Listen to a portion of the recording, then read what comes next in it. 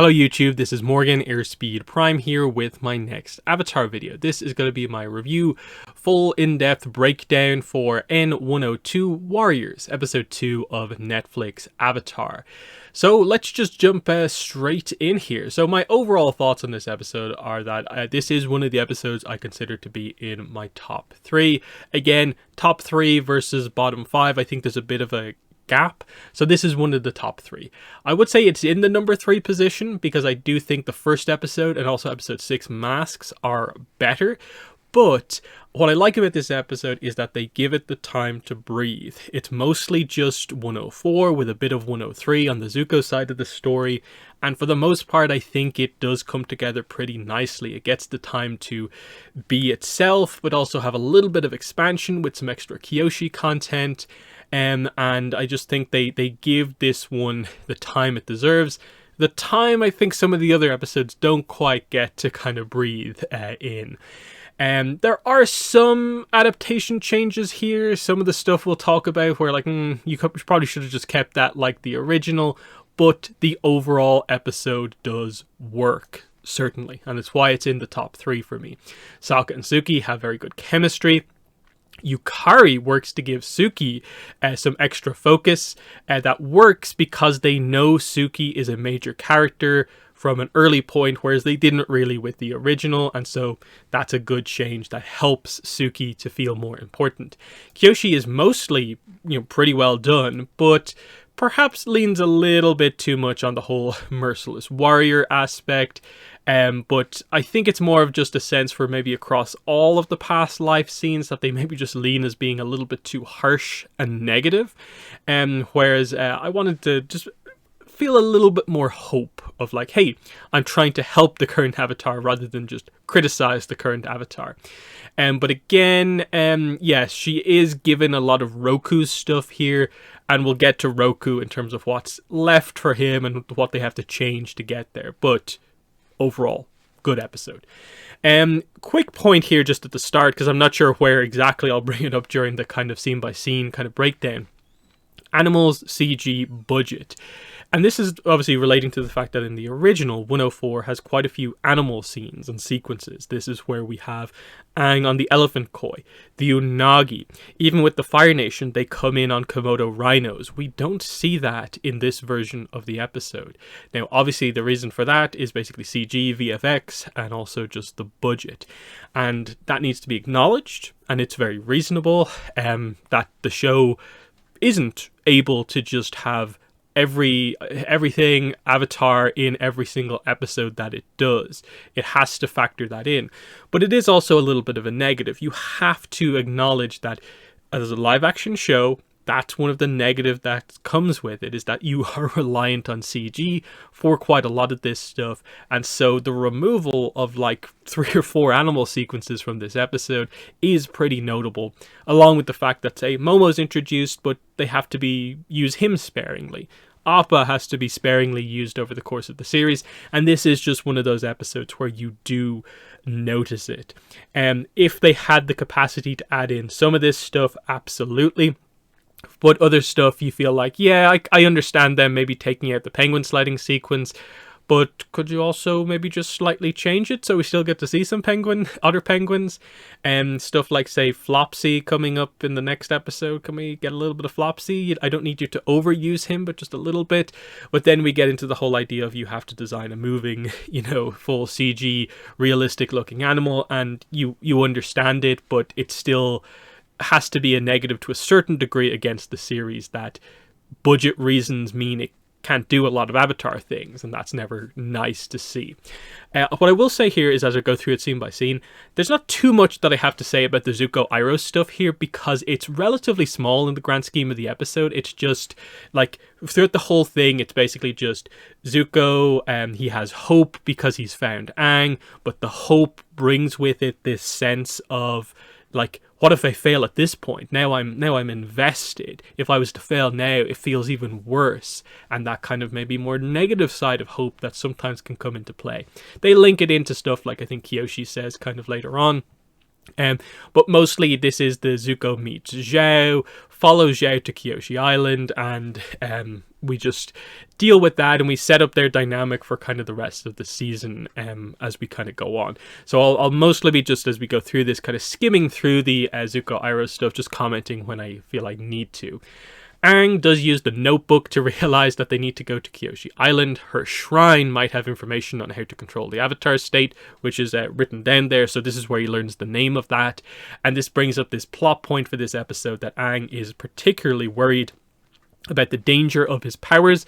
Both the Avatar state, referenced here from what happened in the previous episode, nearly hurting Katara and Aang and Sokka, but also as we go through this episode, he will talk just in general about his bending abilities also being a thing he's worried about as the Avatar.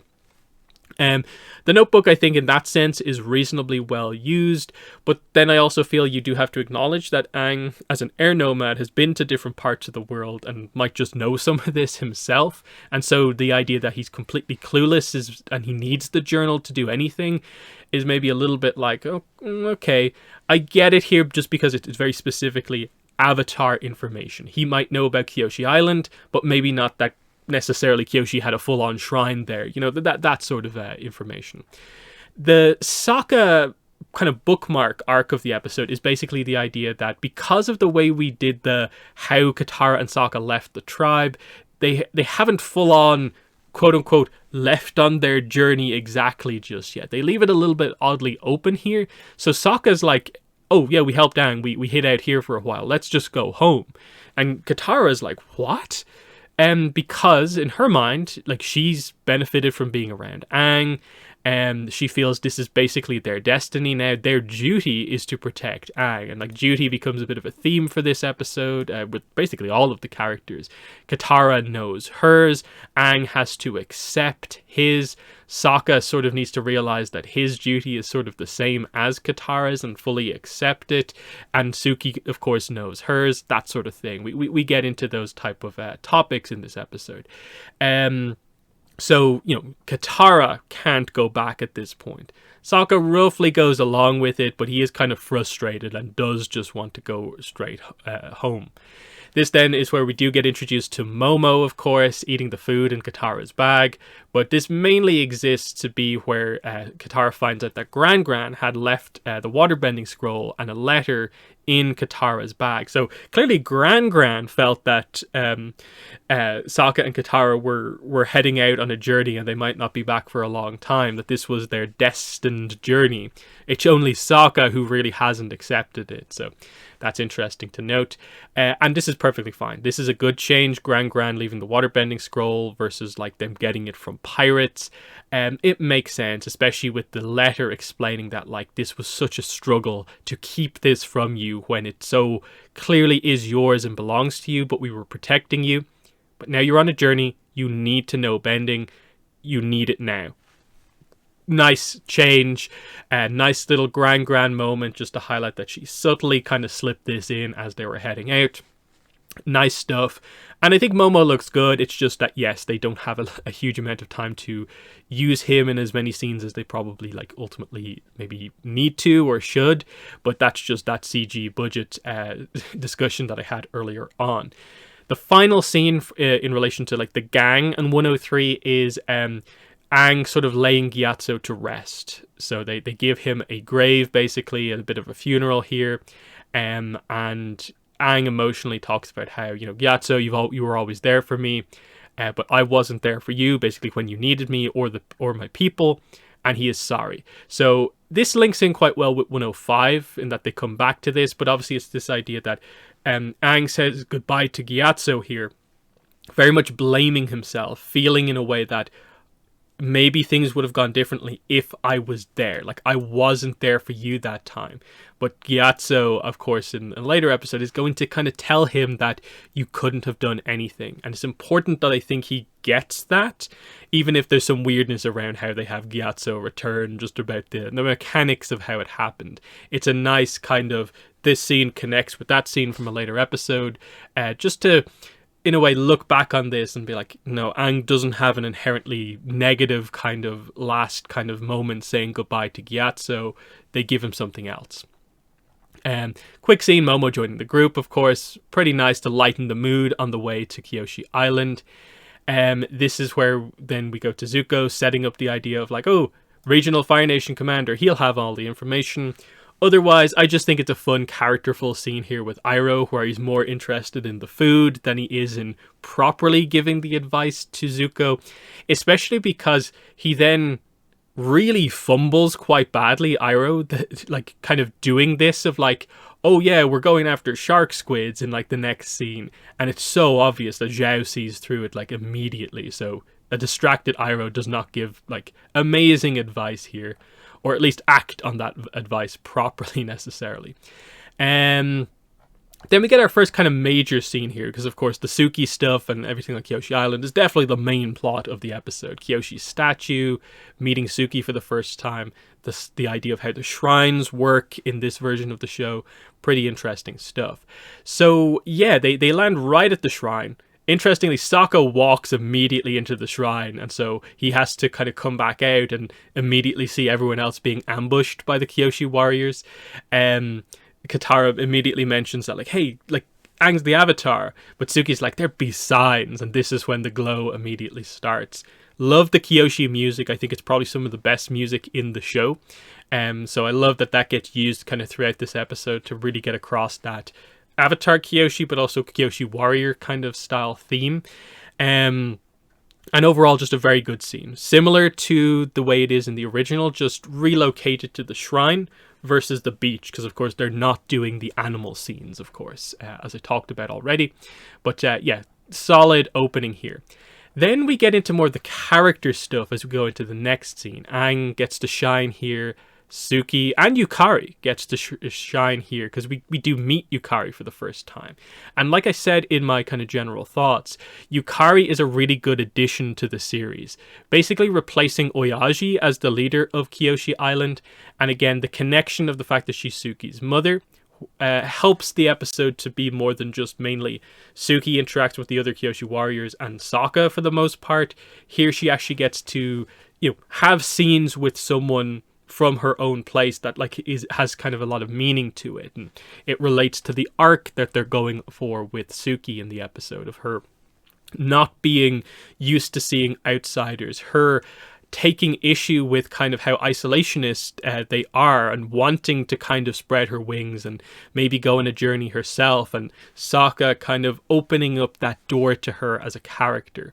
But yeah, they're isolationist. They don't want any part in the war. They've remained safe because of this, but they are isolated. And then we get Aang connecting with people here. His speech here, I think, is pretty well done, of just highlighting that, hey, if you help me, I can help you. You know, help me become a better Avatar, and I can help change the world for the better. And I like that it connects more with Suki initially, and then Suki's the one to really get through to her mother here, primarily about this. That, yeah, we can't turn our backs on the Avatar. But then I like the moment between mother and daughter of like, she praises Suki's kindness, but also is like, you're too young to realize that many would take advantage of that kindness. But then the counterpoint of like, it's not that I'm too young, it's that I haven't got a chance to see the world, see these people that you're talking about here, because of the way you've decided things are, that we continue to keep to ourselves. And that's why I don't understand these type of things. But I like that we get this, like, she's not seen the world, as she looks over to Sokka, immediately like interested in him, of like, she's not had these type of experiences before, but it's already kind of beginning to happen. And so yeah, Yukari ultimately is like, okay, Kyoshi was helped by people in the past. She believed in helping people, so we'll let you stay for 2 days. I think an effective scene overall to get across a lot of the characters quite well, which brings us into our first proper Sokka and Suki scene here. So straight away, we do have to acknowledge the sexism kind of plot. It's not just that it was toned down, and a lot of people made this defense before the show came in. Oh, it's only been toned down. It's only been toned down. No, it was taken out basically in full. What they replace it with here, I don't think you can call the sexism arc or anything like that in any sort of a way. What it's replaced with here is more that Suki is awkward with outsiders and so doesn't really know how to, in a way, interact with other people who don't have the same kind of upbringing, discipline as she does. And then on Sokka's side of things, it's a kind of similar thing of like, he's also, for the most part, seeing the rest of the world for the first time and doesn't really know how to interact with like the reverse dynamic to Suki, and so they end up kind of missing each other a little bit with their first interactions, but there's an inherent interest on both sides is kind of how they end up doing it. It is certainly more awkward and less like smooth and clear cut compared to the original, where because you have the obvious Sokka sexism stuff, it allows for the confrontations, the big moment of Sokka being humbled, but then apologizing, wanting to train, being respectful, and Suki seeing that like really quick growth from him and the honest interest she has in him coming out. Here, they have to play off the idea more that Suki is interested like immediately, but then we start to still get into the idea of like, oh, Sokka still needs to be humbled, but it's more about this like these weirder dynamics that maybe don't come across as clearly as they maybe need to. So Sokka initially tries to be like, hey, we're both guardians of our homes. I completely understand why you'd be so like hesitant to just let us stay here. Suki then asks him, well, how are you protecting your home while also being here on Kyoshi Island, basically? And he really stumbles over his words here, trying to get across the point Katara was making of like, we're kind of protecting our home by protecting the world, by helping Aang. And he doesn't really quite get that across, and Suki just walks off. And the only thing I can get here from this is just that they're clearly trying to get across this idea of like, Sokka kind of maybe talking up how important of a warrior he is and maybe how skilled he is, versus the idea that Suki is this elite warrior who has devoted her entire life to it, whereas Sokka's upbringing as a warrior hasn't quite been the exact same. And so they don't quite make the obvious connection here, but they also never quite say it as clearly as they, I think, need to. But in this case, you know, she's just walked off. It's just like, okay, you said a bunch of stuff there. But like, he's not wrong when he says they are both guardians of their homes. Like, that's what Hakoda told Sokka to do. But anyway, we do go into the next scene here. And so he tries again, and he's like, okay, we're both warriors. That at least should be a connection point between the two of us. And she gets annoyed at this, and is like, hey, historically, it's really important being a Kyoshi warrior because we protect our home, but also our way of life. So I'm not just a warrior, I'm a Kyoshi warrior. And here, I suppose it's meant to be the idea of Sokka maybe not treating what it means to be a warrior with as much respect in the way he talked about it here, of just like, hey, we're both warriors, that means it's the same, even though there's clearly differences in what it means to be a warrior depending on what you do. The main takeaway I have, even though it's maybe not made as clear as it maybe needs to be, is the idea of Sokka not very clearly in this version here having his duty as a warrior in place, whereas Suki very clearly does, a lot of other characters do, but Sokka, because he was like, let's just go home, he's not yet committed to, I'm part of Team Avatar protecting Aang to save the world. Maybe Suki kind of sees through that here, whereas she is super clear on her duty. Her whole life has been this way, especially because of how dangerous things have been with Kyoshi Island trying to be neutral in the war and being suspicious of like everyone.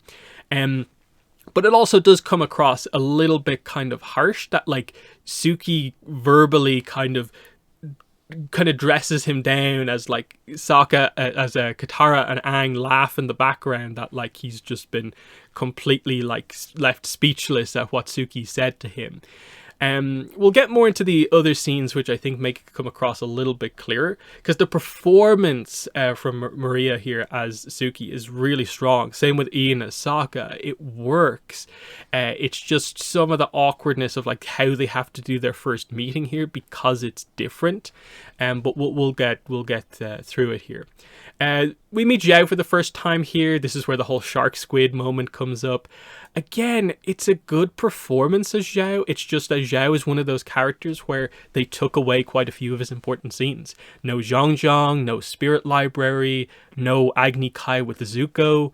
They replace it basically as we go through the episodes with like, okay, this cool thing of like Azula lashes onto him to kind of stay in touch with what's going on with Zuko. She kind of gets him his promotions. That's a nice little addition, but that's very much an Azula thing. It's clever that she made that connection, whereas Ozai didn't. Zhao is just Zhao here. It's just like he's a little bit clever, a little bit kind of slimy, mostly just ambitious, trying to latch on to anything that will get him up in the ranks, and that comes across, I think, pretty clearly in the performance. It's just the stuff that to me makes Zhao more than just the random book one villain are some of those other special elements of like he was trained by Zhang was his master, that he did have this kind of spiritual moment in the library, and this is what gives him the information that he needs. Shifting some of those away takes away some of that from the character, but it's not bad over the course of the series. It's just it could have been better type stuff. Next Sakasuki scene, Sokka kind of washes himself, he's shirtless here. Suki's like, hey, the food's ready, and then just like stares at him for quite a long time, far too long. But it's a scene to get across that like she is interested, despite what she said earlier on. She finds him interesting, she's immediately like attracted to him, obviously, but she hasn't yet figured out how to, I suppose, properly open up a proper conversation with him necessarily, getting across maybe a little bit of her awkwardness, which I think we'll see more in the next scene with Sokka and Suki. We then get Katara practicing waterbending. Some nice stuff here, push and pull. I think, I'm not sure if it's water whip here, but she does some sort of a move. It's the move she uses later. But she says, this is the interesting point, Aang should practice too. He tries to avoid the question. She gets him to give an answer. He basically says, I've never trained with a master other than Gyatso. And then they have a water fight. And this is kind of interesting because it's, if you've watched the whole show, Aang never once attempts to learn waterbending here. And it's a major thing of like, what are you doing? Book one water, and he doesn't learn any waterbending. This is part of it, and then add into the whole idea of he's worried about his power. So if he maybe trains under the wrong person, he could hurt people around him, is kind of the idea they're going for. I think they needed to make it much clearer in more scenes if that was the full case. I think they're probably just going for the idea they only want Aang to train with Katara for waterbending, Toph for earthbending, and Zuko for firebending. So they probably won't have Aang ever learn from any other waterbending master, and they won't have Aang learn any firebending from anyone else except Zuko, just to keep that idea of he's basically trained by his teammates type thing. I think that's probably the main reason why they're going for it. But it comes across weird that they're being so evasive about Aang learning waterbending. They try, but I think it fundamentally comes back to it comes across weird that he doesn't ever even try. Here's the scene of Katara realizing Aang's true strength is how he connects with people, how so easily he's able to immediately start playing with all the kids on Kyoshi Island, shows them his airbending and just rushes out to play. This is effectively meant to be a replacement for the whole arc of like Aang shows off and Katara gets a bit jealous. They don't really have that here. Instead, it's just showing Aang having some fun here and Katara realizing how easily he can interact with people.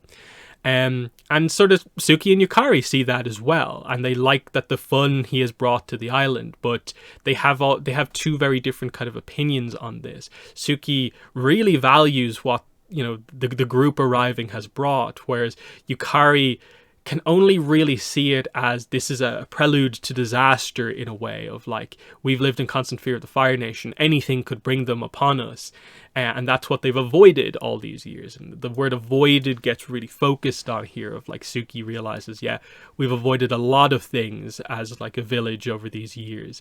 And she immediately looks over to Sokka, again representing, I suppose, the freedom of someone who's on this journey, and that's what kind of interests her.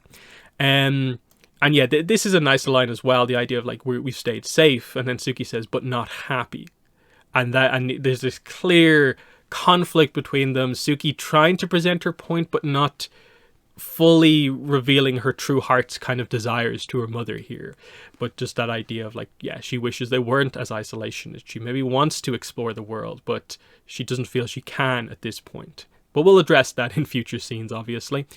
But yeah, quick scene where like this is where Zhao gets informed that Zuko did have the avatar, and you know, obviously the idea of Zhao's ambition immediately activates because he sees a chance to progress, of course.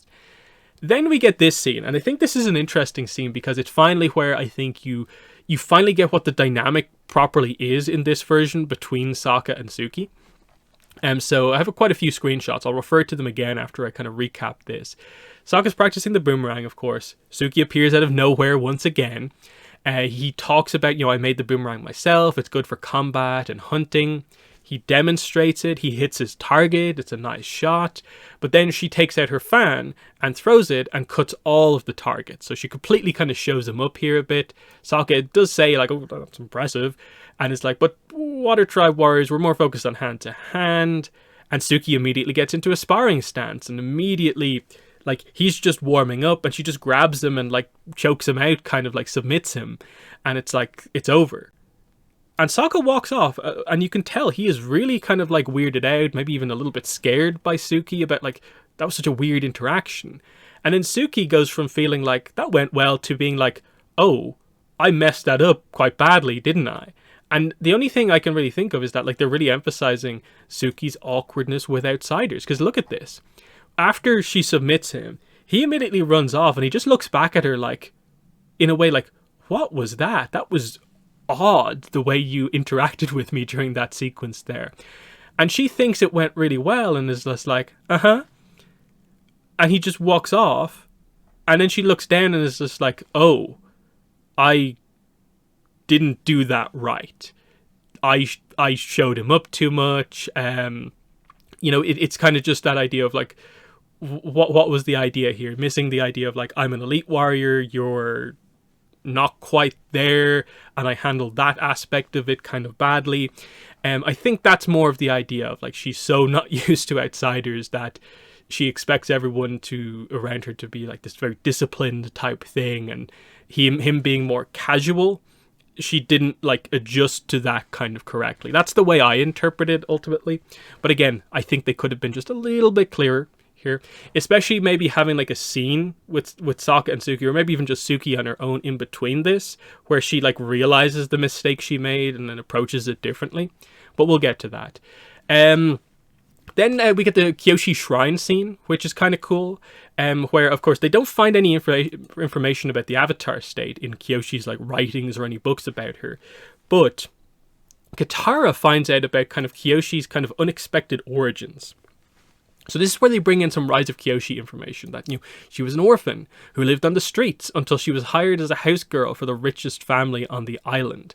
And no one knew who she was as the Avatar initially. So referencing some of the broad strokes of just Kyoshi's direct origin, not every detail about it, but, you know, hitting some of the main beats of like, it took a while for her to be discovered as the Avatar, and that she was an orphan, so very different sort of upbringing here. The one detail that's a little bit off is just, you know, a house girl for the richest family on the island, and it's like, that's an interesting way to frame the whole Jeonju Avatar mansion situation. I get it. If you word it slightly differently, you probably need to give a lot more information. Whereas if you just word it like this, it still hits the idea of what goes on in the book, but without bringing up too many details that you'd have people wondering, wait, what are you talking about? So I get it, just being a little bit vague there, so you don't run the risk of needing to give like tons and tons of details when maybe you don't absolutely need to. And so this prompts the question from Aang of just like, wow, how did she go from that to this? Taking out Chin the Conqueror, legendary, all-powerful Avatar. That's quite a journey. And he's kind of thinking to himself, can I have a journey like that? How can I evolve in that same way? And it makes him think about, you know, the idea that like, I'm afraid about hurting people. And he flashes back to the idea that he had to train. People thought that, like, oh, you're so talented, Aang, you barely ever have to train. But no, he has to train to keep his powers in check, so he doesn't hurt people like he nearly did in this flashback sequence. So this is obviously different than the original, where this is, I suppose, meant to be part of the Storm flashback here, where in the original, Aang is more isolated from his friends, not because he nearly hurts them, but because they just think, oh, we know you're the Avatar. We assume you are much more powerful than us and will make it unfair teams. Even though they were using him on their teams before, when he still technically was the Avatar, but just wasn't announced as the Avatar. And it didn't seem to affect teams that badly. He was just a talented airbender. But now they feel it's unfair, and so the loneliness aspect is more emphasized in the original.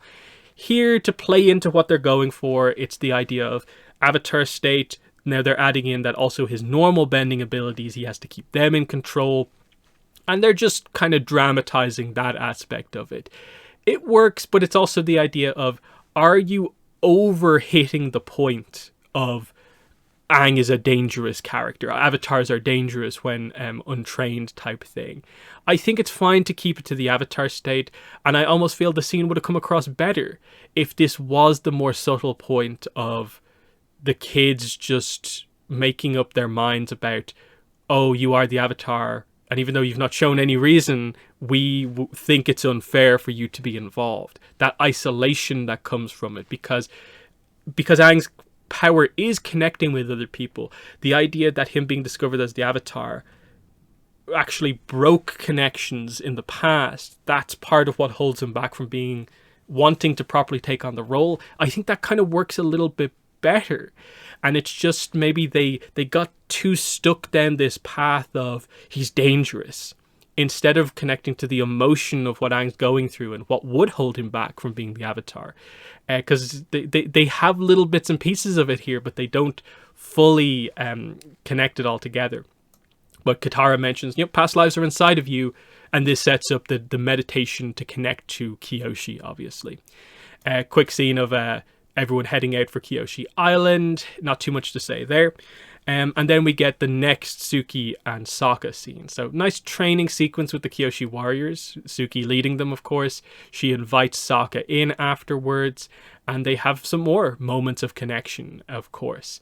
So yeah, this is obviously where, like, you notice the really obvious differences of, like, this is him coming fully humbled, and he has to really make amends coming back to kind of get the training from Suki. Here it's more of, like, I think they're playing up the idea of, like, I'm not as skilled of a warrior as maybe I got across initially.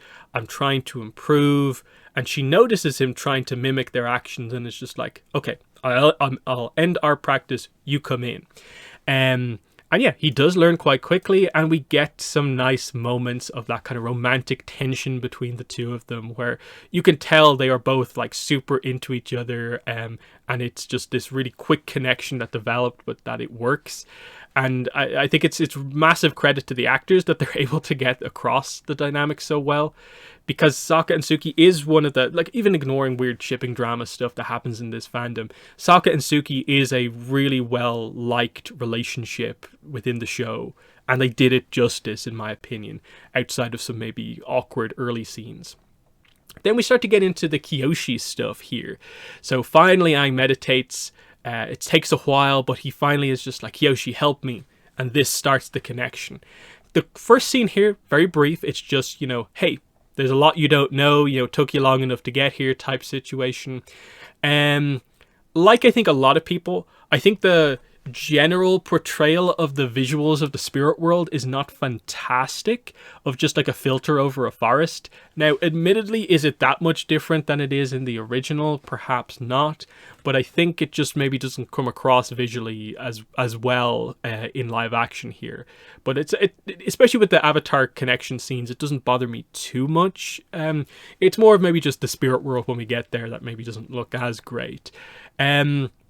This is where the Zuko scene about, like, hope being a cruel thing at times comes up, that you would think it almost felt worse multiple years into the search, never finding anything, but he notes that like it feels worse now because I had him, lost him, and what if I never find him again? Like it was right in my hands, but I lost it. That makes it feel worse. But they do arrive at Kyoshi Island. And then we get the next Sokka-Suki scene. So they continue to train, Sokka's getting better. He even does the scene where he gets a temporary advantage over Suki. She reverses it, but highlighting his quick growth. Very nice. And yeah, we get them praising each other. Good teacher, good student. But she says, like, you're probably helped with this. Why you learn so quickly is because you had previous training, and that's very much helps you. But this is where Sokka's just like, yeah, perhaps not. I don't know if my training's been as good as you maybe think it is. There's not really that much of a need for a real warrior at home. But Suki counters that, like, no, in my mind, you are a real warrior. But she says, no. He says, no, not like you. Like, you're the best I've ever seen, and you're not even a bender. But she just points out that, you know, when you're a non-bender, it just means you have to be better. You have to be more skilled than the benders. That it's about will, desire, heart. That's what matters, not just the kind of innate power. And then you see Yukari arrive outside and see this kind of moment of connection.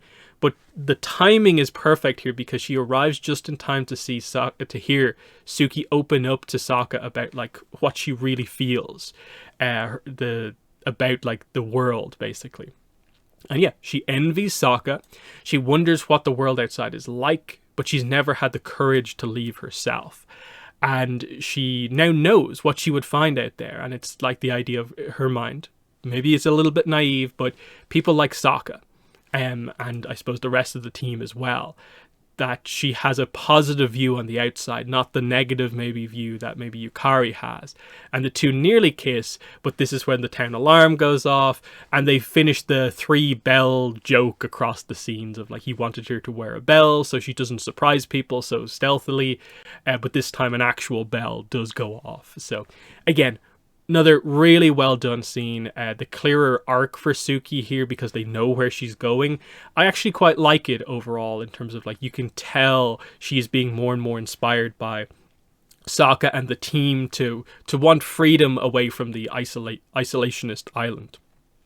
A little bit of an arc for Katara, basically meant to sort of replace the idea that in the original episode she gets to save Aang from drowning, basically, after he's attacked by the Unagi by pulling the water out of his lungs. Instead, she has to, of course, defend Aang while he's talking to Kyoshi, basically, and he's not able to defend himself. But that's more on the next scene. But you see her, like, very worried as, like, they arrive, and she's beginning to kind of almost panic a little bit and realize that, like, they're coming, nothing's going to stop this. Aang, please come out of the Avatar state, basically talking to Kyoshi. Otherwise, like, I'm going to have to step up here. And I like the setup there on that side of things. But yeah, we finally get into the main body of the Kyoshi stuff. She notes the roles required of the Avatar: warrior, general, mediator, guide. Many require unparalleled strength, but also that like Aang needs to master the elements to become strong, but also in order to control the Avatar state. So that makes sense. She notes that the Avatar state is only dangerous, which Aang notes, if uncontrolled. But it can be the ultimate weapon, and it can also save your life. So kind of explaining the idea of it's a defense mechanism, but it's also the most powerful application of the Avatar that they have if controlled well. This little scene here with Iroh I actually quite like. I like the mention of Pai Sho, and just realizing Zuko's really panicking. He's way behind Zhao, but like, hey, Zhao's just walked into the middle of the village. We're tracking an Avatar. He's going for the Avatar Shrine. We can just head over like Team Avatar did in the first place, while Zhao will have to deal with the villagers in the village, which is exactly what happens here. Love the sets, love the costumes, just the kind of clash of the groups here. It's a nice scene as just you can tell the two leaders, like they're very coy with each other. They don't want to reveal too much or say too much, and so they just talk around everything. Eventually, Zhao is like, hey, we're going to search the place. And I love that, like, Yukari just gives the signal to Suki. Suki gives the signal to her warriors, and they immediately start fighting back. It's a nice moment showing just this, like, elite squad in action. And also basically highlighting that, oh yeah, like, Yukari obviously heavily implied that, like, based on her skills that we see, was also a Kyoshi warrior, at least in the past. But now she's more of a leader, but she still has those skills, and I think that's a nice little detail here. Wonder if there's a backstory with Yukari specifically, and, like, who was Suki's father? Like, there's almost that implication of, like, is Suki's father maybe an outsider to the village, and, like, this is part of what informs the dynamic going on here. But that's just what, introducing a character's, like, mother kind of introduces. Then we get this scene, a lot going on in this scene here. So this is where we do get the Katara fully realizing that, like, yes, I'm Aang's last line of defense. I'm going to defend him here. As Kyoshi tells Aang that every avatar is different, shaped by the different demands of their times. And so basically Aang, like, will still have to figure out his journey himself. But he does say, like, what if people get hurt along the way? And this is where we get Kyoshi going in on Aang. It's quite harsh. It's along the lines of what Sokka says. It's kind of what Bumi will say to him in the coming episodes. Really just laying into Aang about, like, responsibility, your duty, not running away. But he didn't run away. Like, that has to be remembered in all of these scenes. That, like, for some reason, they decide to be harsher on Aang about running away, even though he doesn't run away. Just a weird decision making here. Because I don't mind Kyoshi being like, you need to commit to your duty. It's just maybe just hit too hard. Whereas I like the subtlety of this arc more in the original episodes, where Aang is trying his best, and it's not required that every character has to say it to him, because Aang knows the magnitude of the journey ahead is the challenge. Like, that people just constantly saying it to him can only help so much, that sort of a thing. But they just continuously do it with the characters here. I do like that she just has the moment where she kind of calms down a little bit and is just like, I was like you once, but then I saw what was at stake. And so she shows him what's at stake. We see basically visions of episode 8 of the series, highlighting the Northern Water Tribe under attack, and that the risk here is that we will lose all waterbenders in the same way that we lost all airbenders. And this is what you need to fight for. And this is kind of why the Avatar has to be, in some cases, a mighty, merciless warrior, as the Kyoshi kills everything kind of voice kind of comes on here. This maybe was a little bit overdone. I don't think we needed the kind of growl and rumble to really emphasize this, because she was already being commanding, blunt Kyoshi in the rest of the scene, so I don't think you needed to double down on this specific line delivery here. Then we get the core of the fight in the village is really, I think, nicely done. They, of course, focus on Yukari gets a little bit of a moment, but mainly Suki and Sokka fighting back to back. Just an amazing kind of tag team in the village. And yeah, Yukari ends up wondering, when they're beginning to struggle, where is Aang? Like, it's getting desperate at this point. And then, yeah, we do get the cut back to Kyoshi, and we get the whole idea of, yeah, if you ignore your duties, you won't save the world or the island. And this is where she also mentions the idea of hope can at times present a bit of a negative kind of viewpoint, because it sometimes causes people to fight harder. The Avatar is back, so everyone will do much more than they need to do. And they're kind of trying to emphasize, I think, with this, the idea of, like, Katara sees so much hope in Aang. She's going to put herself on the line to save Aang, but she's probably going to be killed here potentially by Zuko.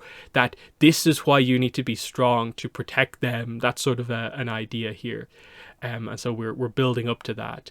But then we get the scene with Katara. She tries to defend Aang from Zuko. She knocks down a soldier or two with a basic waterbending attack, but she's no match for Zuko.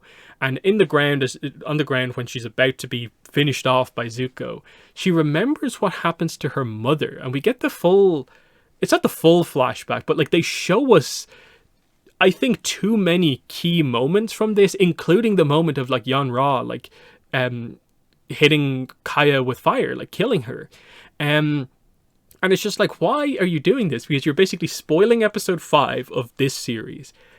But then in terms of the original, again, you're taking a season 3, end of season 3 plot point and bringing it up here. And I'm not sure if this is the best placement for it. I get the point they're trying to make. Kaya was exceptionally brave in what she did in the flashback. Katara is being brave here defending Aang. That's the point that's being made. And Katara, does she think basically she's having a similar moment to her mother here of she's going to go down to a firebender protecting someone? I get the point here, but is it correctly used? Up for debate, I think. But then we get the big Avatar State Kyoshi scene. She's going to show Aang the power of the Avatar State. She takes over his body, so we've seen this before in the original, of course. And I love it's just like a flick of the wrist, and she deals with Zuko. She just flies straight back into the village. Meteorite strike arrives on the battlefield, uses all of the elements together here, brings in the soldiers. You can see the soldiers flying around here in the background, and just does an explosion of all of the elements, and this is how she just devastates the battlefield effortlessly. Zhao retreats immediately. He does not want anything to do with Kyoshi. And yeah, the second the retreat happens, Kyoshi surrenders control back to Aang. The fight is over. Nice first really powerful application of the Avatar State. I think a really well done action scene, because it was a cool, crazy use of bending all four elements at the same time. In the aftermath, Aang realizes that this was his fault. He kind of takes responsibility for bringing people to the island. This is there in the original. I like it. So he has to go. Yukari says that they have not lost anything that basically can't be replaced. And now he has made them believe again in pretty much everything. Themselves, in the Avatar. He's brought hope back, effectively. They bow, he bows back. I like this because it's bringing in a little bit of the movie where they emphasize the idea of Aang accepting his role as the Avatar by finally bowing back. And an earlier point in the movie was he refused to bow in front of like the air nomads, basically, when he was revealed as the Avatar. But it's nicely done here of like the first big place he's visited. He gets the respect of them as the Avatar. Very, very nice scene. Which brings us to the final Sokka and Suki scene. So they of course wish they had had more time together. She thanks him for bringing the world to her. She kisses him, and she gives him one of her fans, which I think is a nice little memento. I don't immediately in my head remember him using the fan again at any point in the series, but I'll have to look out for future Sokka fight scenes to see if he does or not. But even if it is just for like when she comes back into the series, she can see that he's remembered and is like guarded the fan carefully. It's a nice thing just to have that they can, again, utilizing the fact that they know Suki comes back later, you can do this. Great. Nice scene. And I think for the most part, Sokka Suki was really well done over the course of the episodes. And I'm really excited to see the return of Suki in a potential season 2. Even the scene as they leave on Appa and you cut back to like Yukari and Suki. Yukari looks over at Suki and she's so happy, kind of waving goodbye to Sokka, but you can see Suki is still looking out into the horizon. That Yukari sort of knows she's one of these days going to decide to join the war, which is the setup for Suki kind of reappearing again in season 2 in the original. So the inspiration arc, which kind of wasn't quite there in the original necessarily, at least hit as hard. I think they've done a good job of giving a bit more of an arc to Suki in this opening episode for her. So great stuff there. This is where we bookmark Sokka's journey here of like, yeah, okay, I'm going to continue on my journey. I know what my duty is. That's the character point here. He asks Aang, of course, are we going to see Kyoshi again? That was pretty cool. But Aang does explain, for balance reasons, that can only happen near Avatar shrines. So yes, we won't see Kyoshi again until we're at another Kyoshi shrine or the same shrine, whatever. And yeah, this is where we get the idea. We're going to head to the Northern Water Tribe for waterbending reasons, but also the threat is coming to the Northern Water Tribe, obviously. And then the final scenes here are just like, Zhao's just like, I didn't know the Avatar was there. And he roughly manages to convince Zuko and Iroh. Zuko's like, don't tell anyone about the Avatar. Zhao uses this to his advantage to basically get the idea of like, hey, we'll work together to go after the Avatar. I know where my loyalty lies. And he immediately sends a letter to Ozai announcing the return of the Avatar. And we get the Ozai scene of like, yes, the Avatar is back. I think that this scene was pretty well done. This is their kind of slightly different way of doing Zuko Zhao, where they're allies kind of roughly working together, but Zhao has backstabbed them immediately. And again, the acting for Zhao is good, even if some of his key scenes are taken away from him. But the core remains. Ozai, of course, is revealed here. He's not revealed in the original. It's fine. They have a notable actor here. I don't think they were ever going to keep him in shadows for multiple seasons. It's the right choice to, I think, try and do at least a little bit more with Ozai. And we'll discuss his scenes as we kind of go through the episodes. But yeah, that's pretty much everything I want to talk about here. Like I said, it to me remains a top 3 episode. It's one of the higher quality episodes of the show. It gets the time to breathe and just be what it needs to be. Other episodes I feel are rushed in terms of it compressing multiple episodes together. Doesn't really know what it wants to do, maybe with some of those kind of one-off characters combined with our main characters having to have arcs of their own. This one, I think, at least very clearly knows what it wants to do and used its time pretty well, and only, in my mind, relatively minor issues slightly hold it back to prevent it from being maybe the first or second best episode of the series. But it's still a very solid early episode. That like 2 episodes in, you're like, so far so good was definitely my impression after the first 2 episodes. We'll talk about episode 3 next time, where I think more of the problems begin to come into play, but we will get there. So in the comments, let me know what your thoughts were on episode 2 of Netflix Avatar Warriors, but that's been the video. Thanks for watching, and bye.